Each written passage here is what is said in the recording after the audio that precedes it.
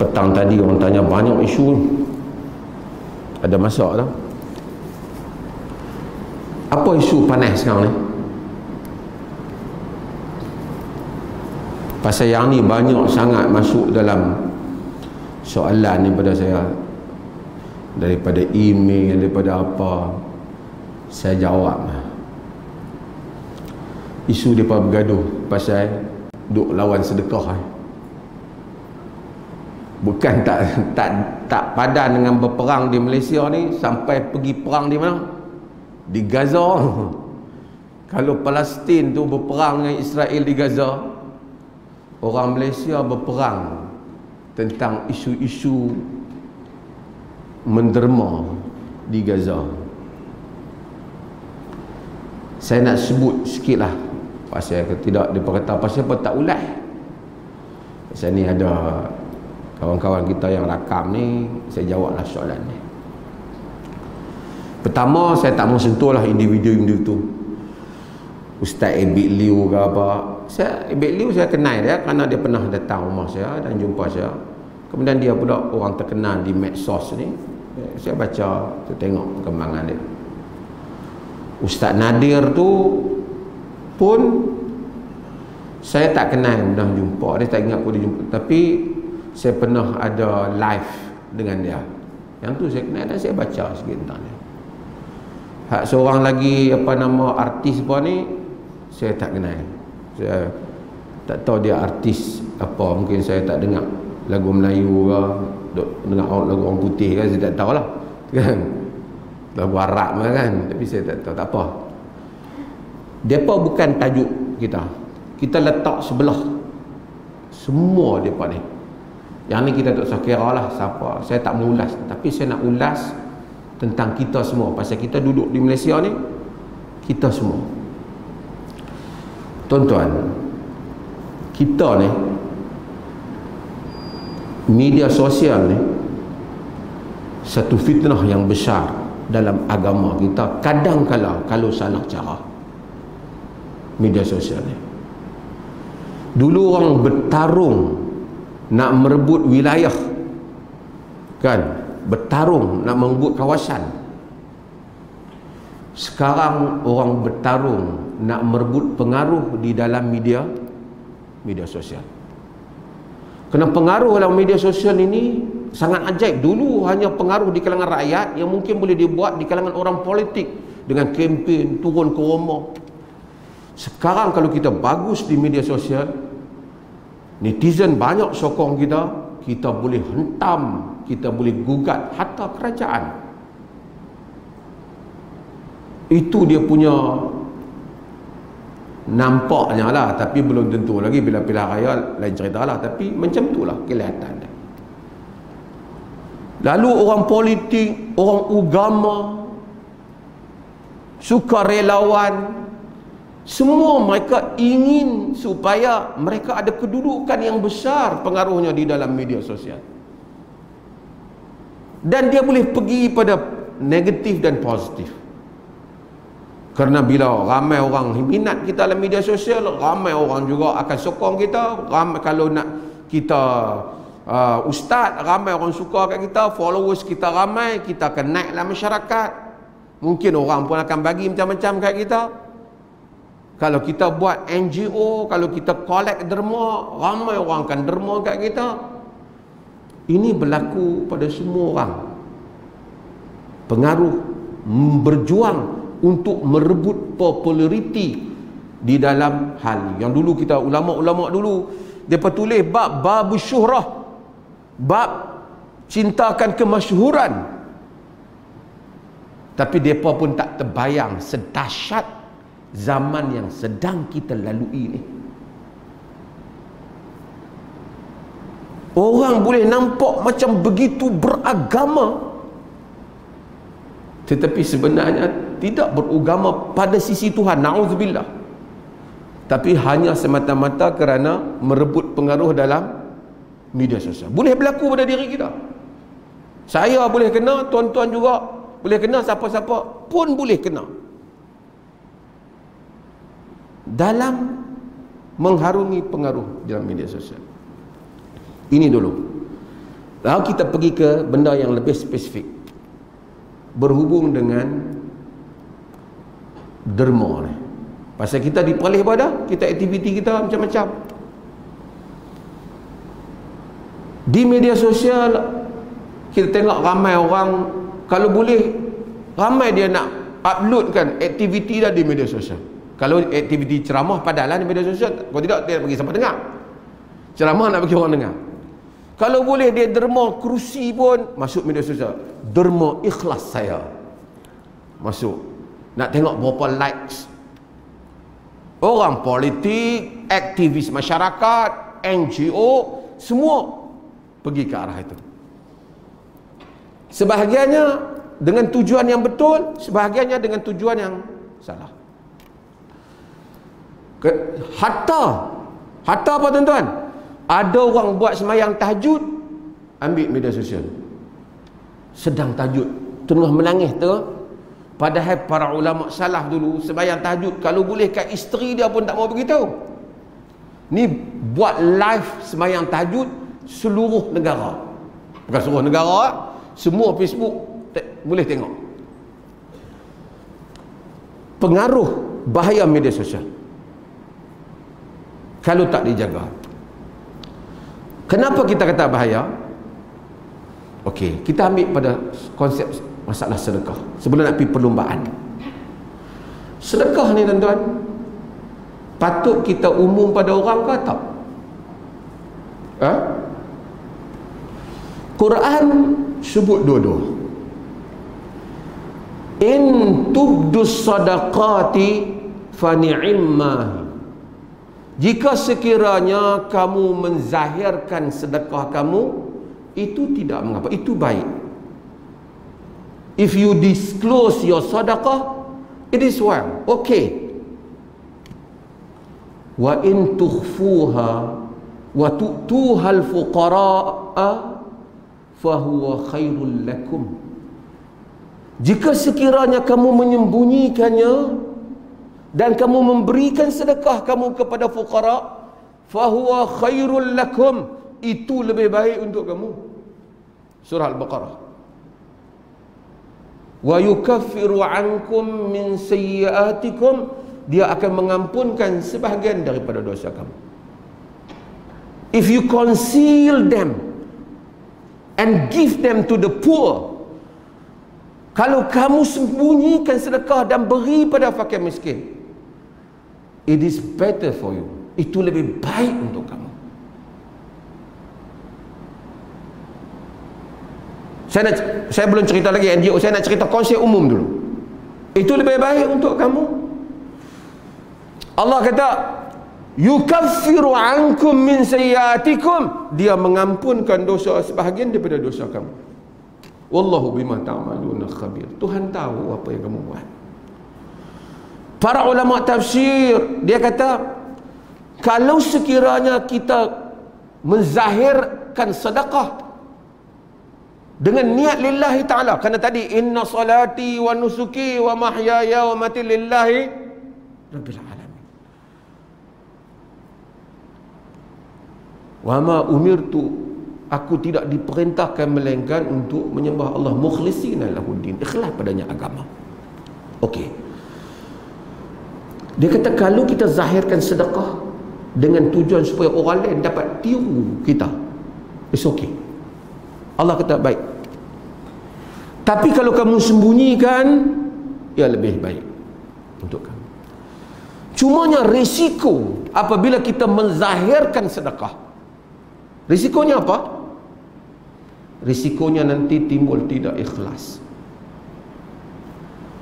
Abu Hurairah dalam Sahih Muslim meriwayatkan hadis Nabi SAW tentang 3 orang yang Allah di akhirat kelak semua buat amalan agama, syahid, baca Quran, ahli sedekah. Wa rajulun wassa'allahu alaihi, satu orang lelaki yang Allah luahkan rezeki dia. Wa a'tahu asnafal mali kullih, Allah bagi pada dia macam-macam harta. Allah tanya dia, "Madza amilta fiha?" Kau buat apa di dunia? Dia kata apa? "Ya Rabb, ma min sabilin tuhibbu an tunfaqqa fiha illa nafaqtu fiha laka." Wahai Tuhan, aku tidak tinggal satu ruang pun yang engkau suka untuk aku berinfak, memberi kepadanya, berbelanja padanya, melainkan aku belanjakan kerana-Mu, wahai Tuhan. Allah kata apa? Kadzabt, bohong. Innama fa'alta liyuqal huwa jawad faqad qil. Engkau buat semata-mata supaya orang kata dia ni pemurah. Faqad qil, dan telah pun dikata kepadamu. Fa umira bihi fasuhiba ala wajhi fa ulqiya finnar. Allah perintahkan dia disentap dari wajahnya dan dicampakkan ia ke dalam neraka. Jaga ni kita ni. Semua kita ada handphone ni. Dengan ikhlas saya menderma kepada makcik di sebelah rumah saya. Kalau tujuan kita supaya orang kampung tu pakat derma, insya-Allah.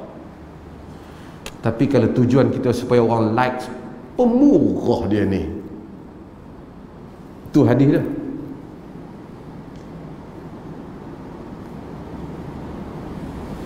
Bila kita kendali, melainkan kita ni ada dua keadaan bila kita sedekah pada zaman ni. Satu, kita kendalikan harta awam macam Maibs, dia kena tunjuk lah, tapi dia tak akan claim saya sebagai mufti yang pemurah menderma untuk 500 orang. Tak boleh lah. Bukan harta saya.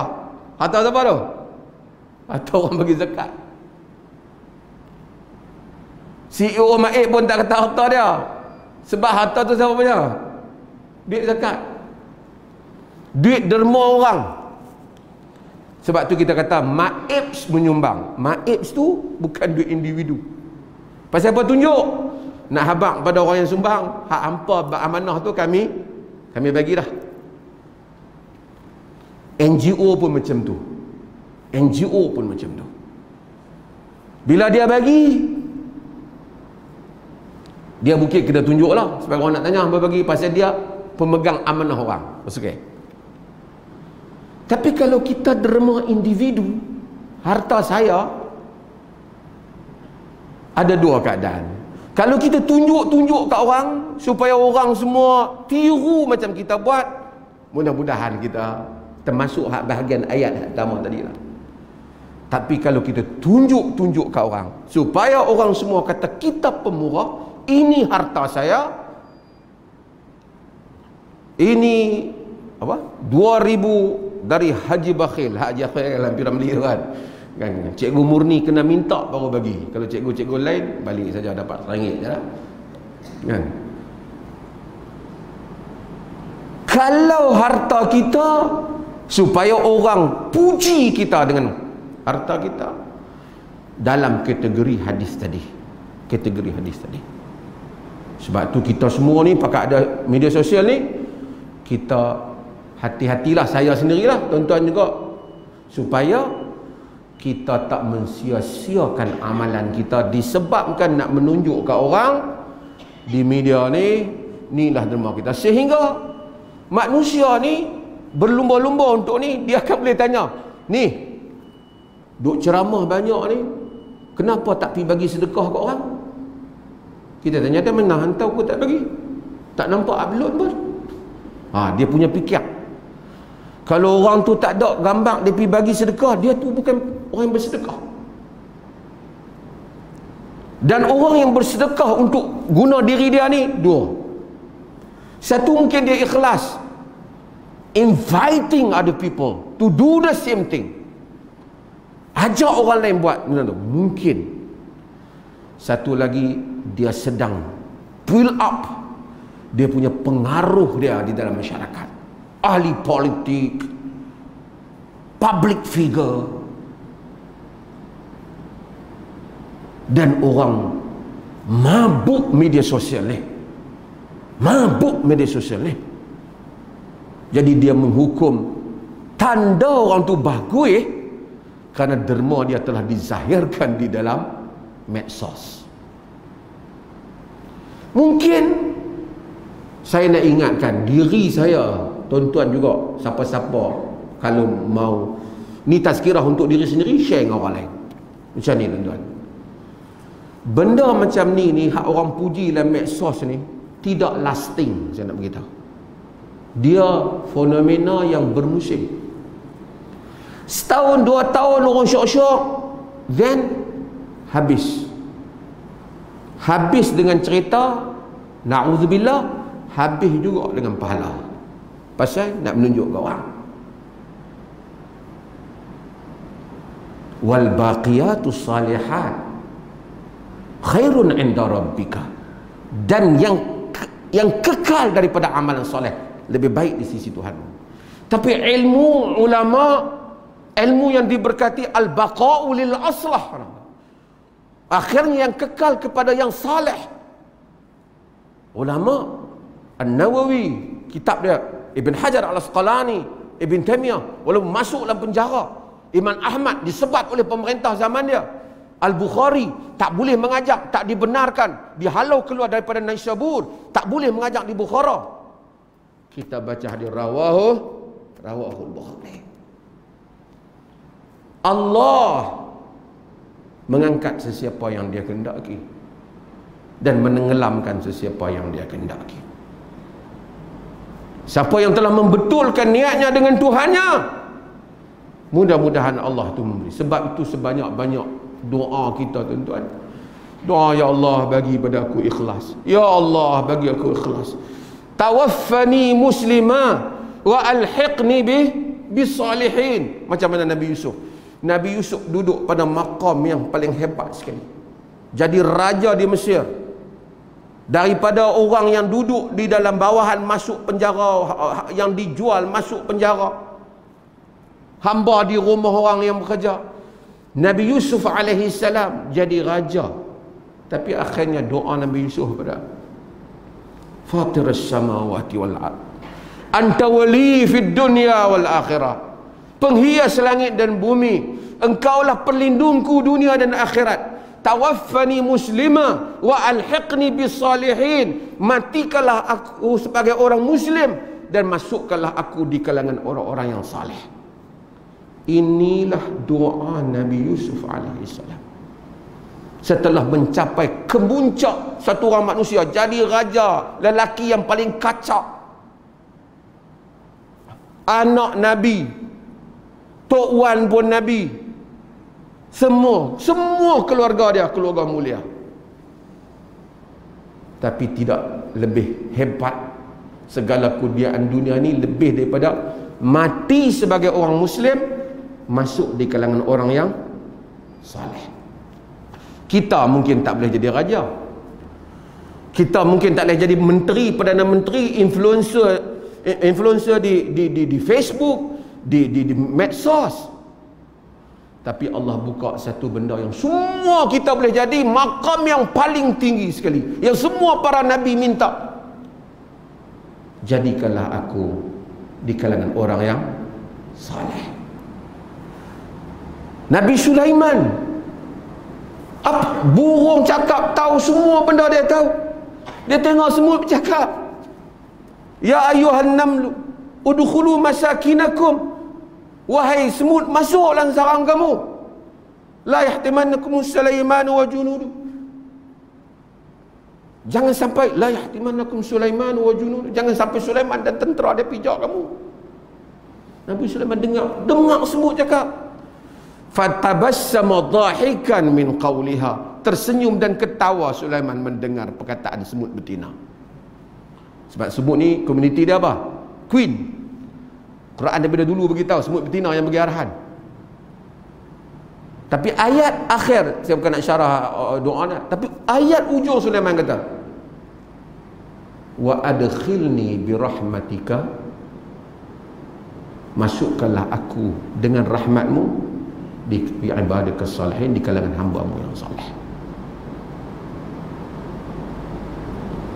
habis dah jadi raja, jadi apa kerajaan,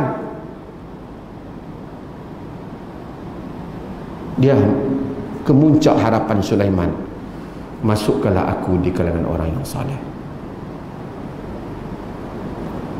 Sebab itu tuan-tuan, kita tak boleh jadi Nabi, tapi kita boleh doa hak Nabi, masukkan di kalangan orang yang saleh. Itulah doa yang lebih besar daripada wa adkhilni bi rahmatika fi ibadikas salihin, masukkanlah aku dengan rahmatmu di kalangan hamba-hambamu yang saleh.